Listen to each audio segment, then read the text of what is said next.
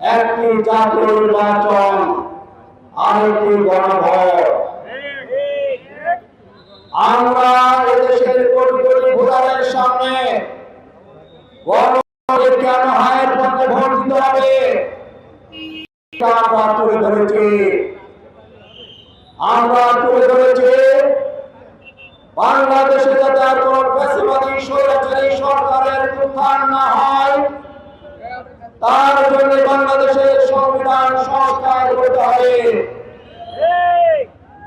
এই সংবিধান সংস্কারের জন্য অন্তর্বর্তীকালীন সরকার রাজনৈতিক দলের নেতাদেরকে নিয়ে ঐক্যমত্য কমিশনের সেখানে আহ্বান করেছিল।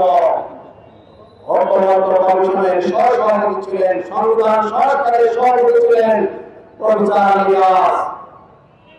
দীর্ঘ ৩ মাস প্রায় বিএনপি, জামাত সহ সকল রাজনৈতিক দল ঐক্যমত্য কমিশনের তাদের মতামত দিয়েছিল। ৭২-এর যে সংবিধান, এই সংবিধান মানুষের মৌলিক অধিকার প্রতিষ্ঠা করতে ব্যর্থ হয়েছে। এদেশের মানুষের ভোটের অধিকার প্রতিষ্ঠা রাখতে ব্যর্থ হয়েছে। এই সংবিধানের অধীনে বাংলাদেশের জাতীয় নিরাপদ নয়, সংবিধান সংস্কার করতে হবে। সংবিধান সংস্কারের জন্য যে ঐক্যমত্য হয়েছিল, তার ভিতরে ছিল আগামী দিনে সুপ্রিম কোর্টের বিচারপতি নিয়োগ করার ক্ষেত্রে প্রধান বিচারপতির অধীনে একটি স্বাধীন বিচার কমিশন করতে হবে।